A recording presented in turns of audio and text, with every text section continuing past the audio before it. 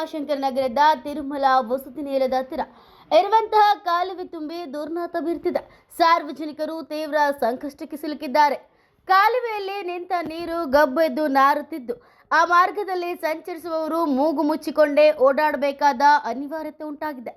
ಇನ್ನು ಕಾಲುವೆ ಸುತ್ತಮುತ್ತ ಗಿಡಗಂಟೆಗಳು ದಟ್ಟವಾಗಿ ಬೆಳೆದಿರುವುದರಿಂದ ಪರಿಸ್ಥಿತಿ ಮತ್ತಷ್ಟು ಹದಗೆಟ್ಟಿದೆ. ಸಂಜೆ ಸಮಯವಾದರೆ ಸಾಕು ಸೊಳ್ಳೆಗಳು ಹಾಗೂ ಹುಳುಗಳ ಕಾಟ ಹೆಚ್ಚಾಗಿ ಸ್ಥಳೀಯ ನಿವಾಸಿಗಳಿಗೆ ದಿನನಿತ್ಯದ ಜೀವನ ಕಷ್ಟಕರವಾಗಿದೆ. ಇದರಿಂದ ಆರೋಗ್ಯ ಸಮಸ್ಯೆಗಳು ಉಂಟಾಗುವ ಭೀತಿ ಕೂಡ ಜನರಲ್ಲಿ ಮೂಡಿದೆ.